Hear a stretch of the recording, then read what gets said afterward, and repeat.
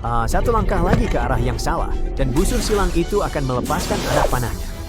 Jika kamu membuka pintu yang salah, kamu akan berakhir di Sungai Raksa. Hampir mustahil untuk keluar dari tempat ini, tapi bahkan lebih sulit untuk sampai ke sini. Dan ini bukan lokasi dari film petualangan, melainkan seorang pemburu harta karun. Ini adalah makam raksasa sungguhan yang dipenuhi dengan jebakan dan aliran raksa beracun. Dan ini bukan di suatu tempat jauh di hutan Amazon atau pulau yang tidak dikenal. Makam ini terletak di Tiongkok Tengah, dekat kota Xi'an. Dan tahukah kamu apa hal paling kerennya? Makam ini dibangun lebih dari 2000 tahun yang lalu. Dan bahkan sekarang, di abad ke-21, kita masih belum tahu bagaimana cara masuk ke sana. Tapi mari kita mulai dari awal. Banyak dari kalian mungkin pernah mendengar tentang patung-patung terakota, ribuan patung tanah liat berbentuk manusia. Patung-patung itu pertama kali ditemukan pada tahun 1974 ketika sekelompok petani sedang menggali sumur di dekat Xi'an. Mereka menemukan sebuah patung berukuran manusia yang sangat detail, dan itu hanyalah satu dari ribuan patung lainnya. Setiap patung dibuat serealistis mungkin. Masing-masing patung itu unik dan memiliki detail khasnya sendiri. Lebih dari 50 tahun telah berlalu, dan para ilmuwan masih terus menggali patung-patung ini.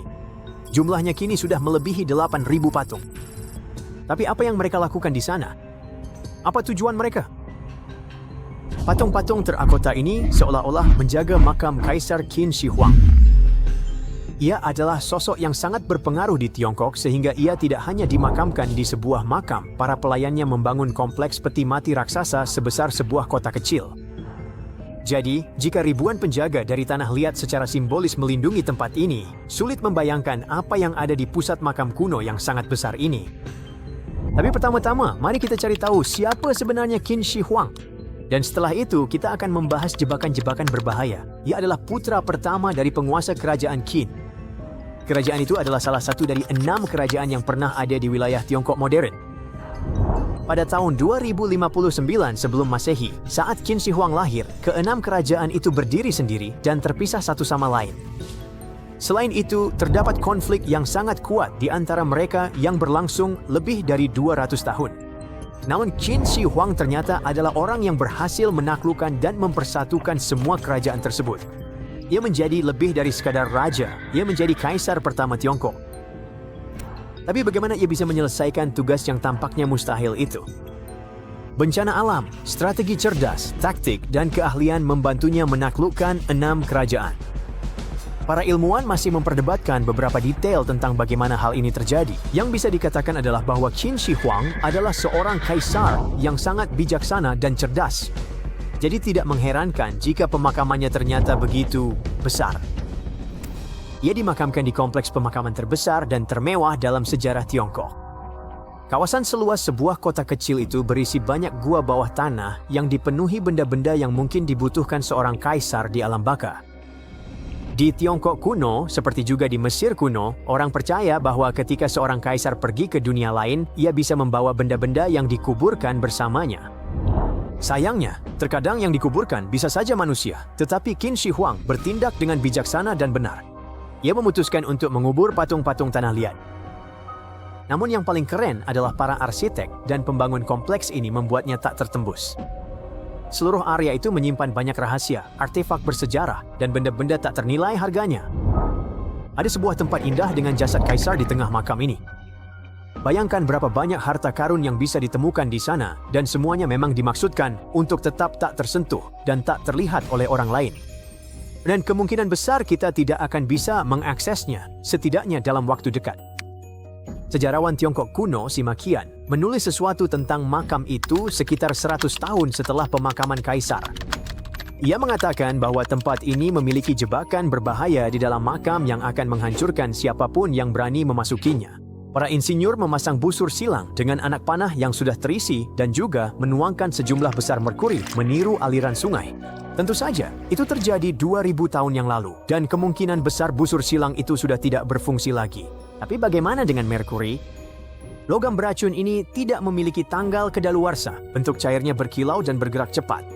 Kelihatannya indah, tapi jangan disentuh. Bahkan setetes kecil merkuri pun bisa menyebabkan kerusakan pada tubuh Anda. Menghirup uapnya atau menelannya dapat merusak saraf, hati, ginjal, dan menimbulkan banyak gejala lainnya. Dan itu baru satu tetes. Bayangkan betapa berbahayanya jika zat ini mengalir seperti sungai. Siapa yang tahu berapa banyak merkuri yang dimasukkan oleh para pembangun makam ke sana? Tapi bahkan jika Anda berhasil menghindari semua jebakan dan tidak berakhir di sungai beracun itu, merkuri tetap bisa membahayakan Anda. Uapnya bisa menembus celah-celah di dinding. Ini berarti seluruh makam kemungkinan besar sudah terpapar zat ini. Dan omong-omong, ini bukan sekadar dugaan. Para ilmuwan telah mengukur kadar merkuri di lokasi penggalian dan menemukan bahwa kadarnya jauh lebih tinggi dari normal. Tapi, kenapa merkuri? Di Tiongkok kuno, merkuri dianggap sebagai eliksir awet muda, sumber keabadian. Menurut catatan, Qin Shi Huang sering mengonsumsi pil yang mengandung unsur ini. Mungkin inilah alasan mengapa hidupnya berakhir di usia 49 tahun. Bagaimanapun juga, orang bisa merusak struktur dan artefak kuno saat melakukan penggalian. Sebagai contoh, para arkeolog menyebabkan kerusakan besar pada makam Tutankhamun selama penjelajahannya. Kamu menggali di sekitar, tapi tiba-tiba pintu masuk runtuh dan kamu menghancurkan vas, gulungan, dekorasi interior, serta benda-benda lainnya. Namun, meskipun dilakukan dengan hati-hati, tulisan dan gambar di dinding bisa rusak oleh sinar matahari atau oksigen. Tempat yang ribuan tahun tidak terkena udara segar dan radiasi ultraviolet memiliki komposisi kimia yang rentan rusak jika bersentuhan dengan dunia luar. Pada tahun 1970-an, ketika para arkeolog menggali patung terakota, pigmen cat pada patung itu terlepas karena terkena sinar matahari dan udara. Untungnya, para arkeolog dengan cepat beradaptasi dan menciptakan teknologi yang memungkinkan mereka mengeluarkan patung-patung itu tanpa merusak catnya. Itu adalah proses yang panjang dan hati-hati, tetapi sepadan dengan hasilnya. Dan inilah alasannya, menurut tulisan kuno, sang kaisar menciptakan sebuah kerajaan bawah tanah dengan istana indah di tengahnya. Ia menghiasi langit-langit istana ini dengan mutiara-mutiara mahal. Kamu tahu kenapa? Untuk meniru bintang-bintang di langit malam. Dan itu baru langit-langitnya. Sulit membayangkan bagaimana dinding, lantai, dan makam sang kaisar dihias. Selain itu, para ilmuwan memperkirakan akan menemukan banyak patung lain yang meniru para pelayan kaisar. Jadi secara sederhana, makam Qin Shi Huang adalah surga bagi para arkeolog dan sejarawan. Namun tentu saja akan dibutuhkan lebih dari satu generasi sebelum mereka dapat mengambil semua harta karun itu. Beberapa ahli memperkirakan bahwa penggalian seluruh makam bisa memakan waktu berabad-abad. Namun tentu saja teknologi arkeologi baru dapat mengubah segalanya. Misalnya, metode penelitian non-invasif berarti kamu tidak perlu masuk ke dalam makam, kamu bisa melihatnya melalui perangkat khusus. Ide lainnya adalah penggunaan muon. Itu adalah produk subatom yang muncul sebagai hasil dari tabrakan sinar kosmik dan atom di atmosfer bumi. Intinya, muon ini dapat menembus benda padat, seperti sinar X. Atau bagaimana dengan nanoteknologi?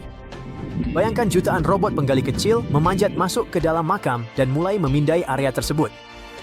Mereka mengirimkan data ke komputer, lalu para ilmuwan membuat model holografik.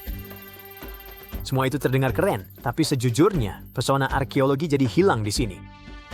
Itu satu hal, ketika kamu dengan hati-hati menggali artefak kuno dengan tanganmu sendiri, melihatnya dengan mata kepala sendiri, dan membersihkannya dengan teliti dari tanah. Dan itu benar-benar berbeda ketika kamu hanya melihatnya di layar komputer. Namun bagaimanapun juga, teknologi yang menggunakan muon atau semacam robot memastikan keselamatan manusia. Lebih baik jika komputer yang terjebak dalam perangkap daripada arkeolog yang mengalaminya.